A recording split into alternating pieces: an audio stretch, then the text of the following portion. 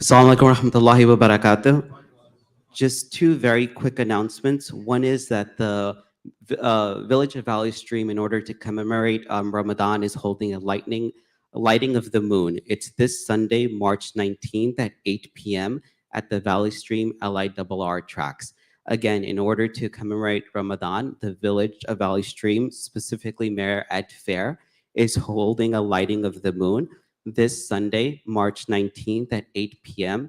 at the LIRR tracks in Valley Stream. The second announcement, which is not really applicable to everyone here at this moment, but what's happening outside is that those individuals who come late, they double park on Law Street and Bank Street. And when you double park, if there's a fire truck or an ambulance that needs to get down that block, they cannot because it's completely blocked. So just imagine if it's your car that holds another individual, such as an ambulance or a fire truck, from getting to where they need to go. The consequences would be, disastrous and great in a lot of circumstances. So please be mindful of that. Don't double park on the streets. And I asked Mufti Gamal to also make the announcement towards the end. So this way, those latecomers that do double park, they will also hear it. Jazakumullah khair. And I'm getting a request from the back. If everyone can just stand up for a second and straighten up the safs, and this way we will start.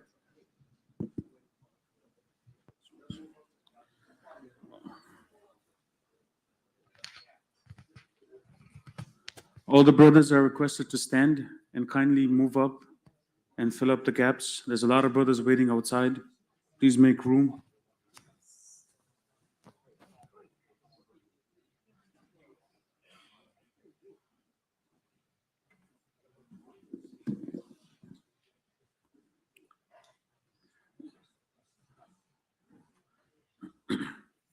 Bismillahir Rahmanir Rahim. Alhamdulillahi Rabbil Alameen. والعاقبة للمتقين والصلاة والسلام على خير خلقه سيدنا وسندنا وحبيبنا وخليلنا محمد صلى الله تبارك وتعالى عليه وعلى آله وأصحابه أجمعين أما بعد. يقول الله تبارك وتعالى في كتابه العزيز وفرقانه المجيد: أعوذ بالله من الشيطان الرجيم. بسم الله الرحمن الرحيم. يا أيها الذين آمنوا كتب عليكم الصيام كما كتب على الذين من قبلكم لعلكم تتقون. صدق الله العظيم. رب اشرح لي صدري ويسر لي أمري واحلل عقدة من لساني يفقه قولي. آمين يا رب العالمين. First of all, respected brothers, elders, sisters, and mothers in Islam, Assalamu alaikum wa rahmatullahi wa barakatuh. As we all are waiting for one of the best months, Khairul Shahr, which is the month of Ramadan. The month of Ramadan, which is just in next week, Allah subhanahu wa ta'ala mentions, and in the ayat that I recited, that all believers, fasting in the month of Ramadan has been made fard upon you. Kutiba alaykum, it has been written upon you. Like it was written on the people before you. But what is the maqsad and what is the purpose of this? لَعَلَّكُمْ تَتَّقُونَ. That perhaps you attain God consciousness, taqwa. You attain fear of Allah subhanahu wa ta'ala. You come back and you start following the religion of Allah subhanahu wa ta'ala. So that we make a turn and we come back and we start getting close to Allah subhanahu wa ta'ala. This is why in the month of Ramadan, Allah Rabbul Izzat has made it easier compared to other months. The ulama have written how we spend our Friday when we have this blessed day of Friday where the durood gives us so many rewards. Sallallahu alayhi wasallam. One sallallahu alayhi wasallam on this day, we have 10 hasanat for this. Allah is sending durood upon us. His angels are sending durood upon us. When we just say one durood on Rasulullah sallallahu alayhi wasallam, one of the best days of the weekest day of Jum'ah, Yawmul Jum'ah. Ulama have written the way how we spend our Friday will determine how we spend the rest of the week. So those that live or those that spend this day in ghafla, and they're unmindful of worshipping Allah subhanahu wa ta'ala, those same individuals throughout the week, they'll be unmindful of Allah subhanahu wa ta'ala. Likewise, ulama have said that how we spend the month of Ramadan, how we spend this great month of Ramadan, in which sufidat al-shayateen, in that month in which the shayateen are locked. The ulama have written that all shayateen are locked. Some say that the devils, the high ranking amongst them are locked. Other ones say that all of them are locked. But when sins occur, it's because of our habits. It's because of our evil habits. And even in the month of Ramadan, it's easy to get rid of those evil habits. So in the month in which sufidat al-shayateen, shaitans are locked, وَفُتِحَتْ أَبْوَابُ الْجَنَّةِ أو أَبْوَابُ السَّمَاءِ, or some narrations, أَبْوَابُ الرَّحْمَةِ, the doors of the skies to the mercy of Allah has been opened. وَغُلِّقَتْ أَبْوَابُ جَهَنَّمِ, the door of Jahannam are locked. Meaning it's so easy in this month. So in this very month, if we don't attain the taqwa of Allah subhanahu wa ta'ala, then when will we attain the taqwa of Allah subhanahu wa ta'ala? Hence the ulama have written, if the month of Ramadan, depends how we spend the month of Ramadan will determine how we spend the remainder of the year. In the month of Ramadan, we waste our time. In the month of Ramadan, all we do is on our phones. All we do is we fasting, but we sleep it out. All we're doing is we're playing video games. We're just chit-chatting, doing the same ghibat, the same routine. Not praying tahajjud, not coming for taraweeh. The salatul fajr is somewhere else. The same type of salat, the same type of iman. That's how we will spend the remainder of the year. This is why it's so important. Salafus Salihin, 6 months before they would start preparing for Ramadan. When Ramadan would draw near, they would show desire to live, to witness the month of Ramadan, including Nabi Kareem sallallahu alayhi wasallam. Nabi sallallahu alayhi wasallam would love to meet Allah. He had that high position, maqam mahmuda. He had that position. But when Ramadan would come, he would wish to witness the beloved month of Ramadan. Now this month is dawning upon us. Maybe Wednesday, maybe Thursday, wallahu a'lam. It will dawn upon us. Before this month comes to us, don't wait till this month comes. Don't say that I will change since the first night of Ramadan starts, because it will be very difficult. First, you have to make this a habit. You have to start right now. From now, make the intention to change. Don't wait till Ramadan. This is the mistake many people make. They first of all, have goals. What are my goals in the month of Ramadan? What do I need to improve on? And a few things to improve on: Quranic reading. Set some goals for yourself. Minimum 2-3 khatam should be the goal, not 1 khatam of the Quran. You find the statement, Ramadan, it is tilawatul Quran wa it'amut ta'am. What is the month of Ramadan? If you want to summarize it, it is just the excessive reading of the Quran Majid. Just read the Quran.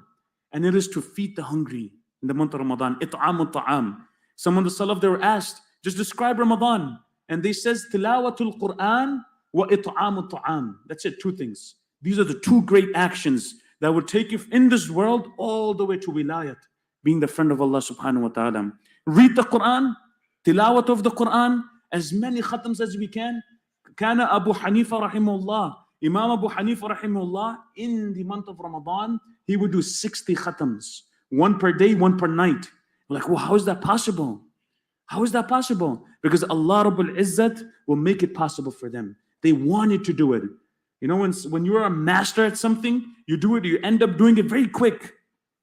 When you read Quran, you go to the Hafiz. Hafiz Sahib will be able to finish the entire Quran if he's strong Hafiz and he has the ability because he reads every day.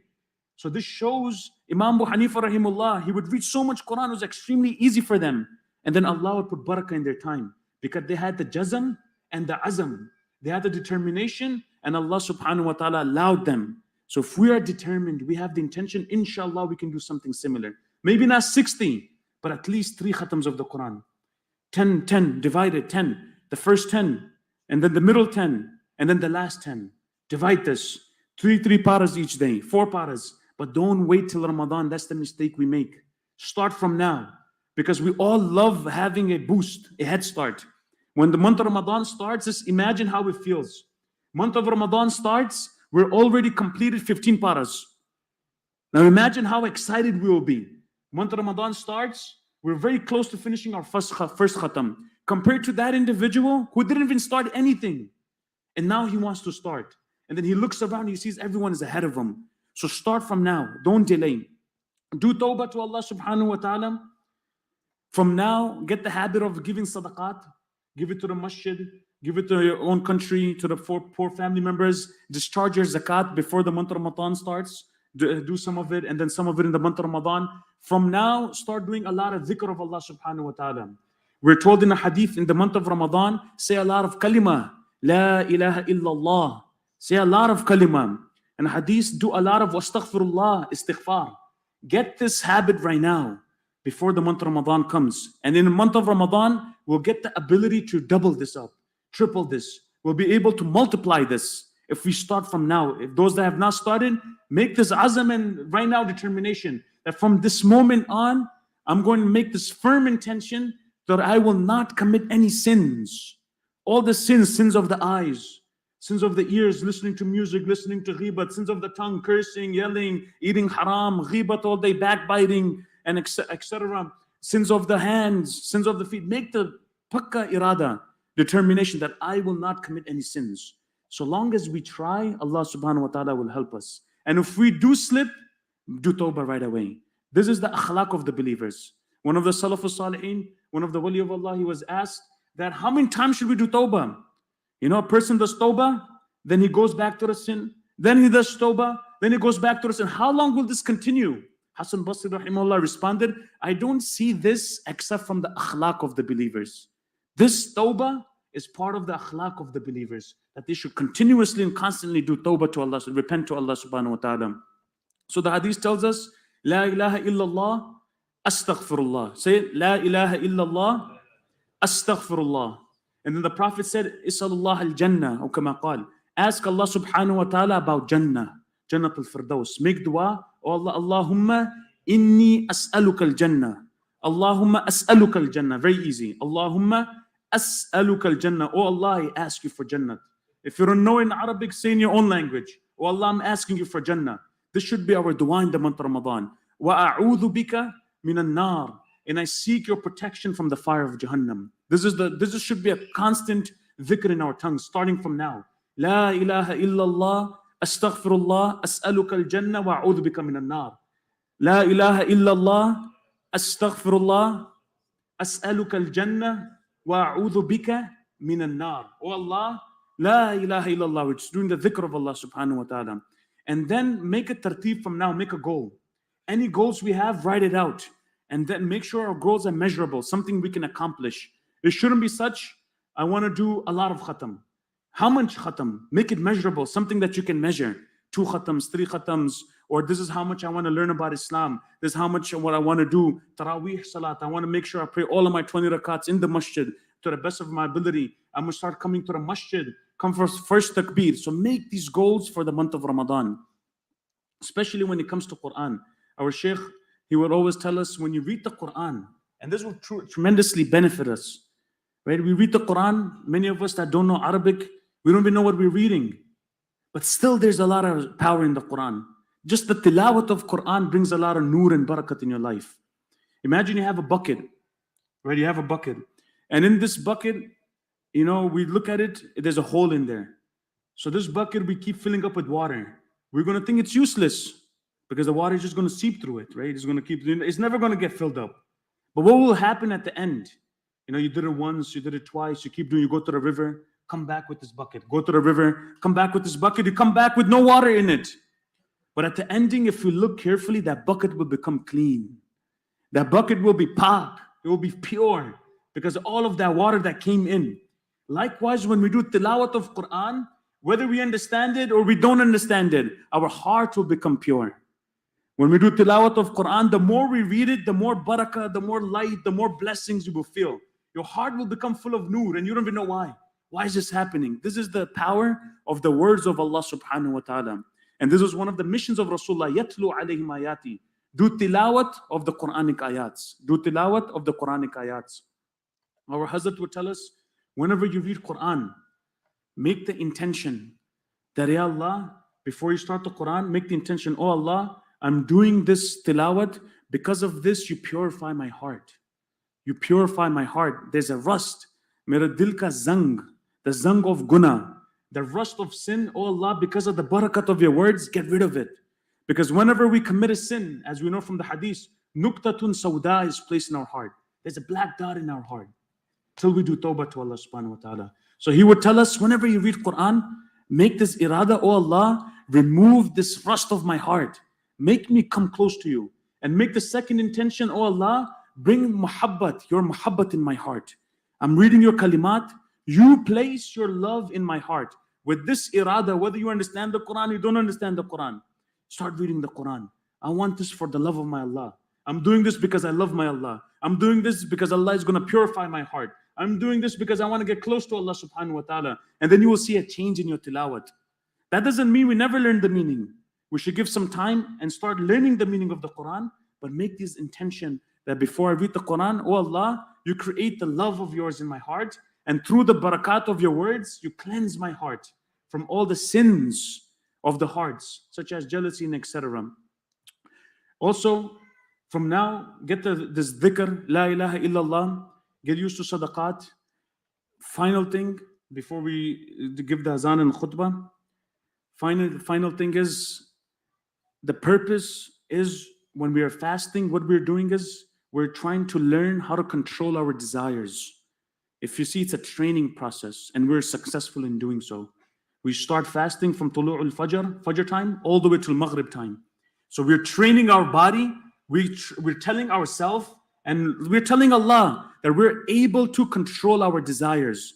What type of desires? Forget the haram desires. The halal desires. Desire to drink water, desire to eat, desire to have relation with the family. We're able to control all of this desire for the sake of Allah subhanahu wa ta'ala. So that's why fasting is so beloved to Allah, because it's a straight attack against our desires. It's straight attack against shaitan, because shaitan loves igniting our desires. He makes us ignites our desires so much that even when he's not there in the month of Ramadan, our desires are so strong that it's like they're our masters. They're like our masters. We're the slaves. We're slaves to our desires. So in the month of Ramadan, when we're fasting, what we're doing is we're controlling our desires. Now, when iftar time comes, what do? We start eating so much because our desires are barking at us. Eat as much as you can. All the benefit of that fast, in terms of remaining hungry for the sake of Allah, controlling our desires. Iftar time comes, we eat so much, we fulfill the desires of our desires. So the whole purpose of that fasting is lost. Then that's why in the month of Ramadan will finish, we still have not learned how to control our desires. Because we do it for like 8 hours, 8, 9, 10 hours, we're fasting. And then if iftar time comes, our desires is just eat whatever you see. And then it overtakes us and we continue eating and eating and eating and eating and eating. And then that makes us lazy. Then we don't join salat. And even when we come to salat, we're burping. We come to salat, our mind is gone. We just want to lay down. And we can't perform tahajjud. We go to sleep early. We don't feel like coming to the masjid because we do a lot of eating in sihri time. So that defeats the whole purpose of just controlling our desires. This is why Imam Ghazali rahmatullahi alayhi has mentioned that a foolish person is that person who fasts the whole day, and then if iftar time comes, he eats to his repletion, to full. And he eats beyond that. Because then he'll lose the purpose of fasting, the inner purpose of it. So may Allah subhanahu wa ta'ala give all of us tawfiq to understand whatever has been said. And once again, if there's anyone that has double parked outside or parked in the streets, please make sure we don't park like that, because sometimes there are emergency cases. There's people that need to come out. And if we were a cause of blocking that, we can imagine the consequences of this. So if we have parked our car illegally, the brothers are requested, quickly go and please remove your cars. Do not park illegally. Jazakumullah khairan.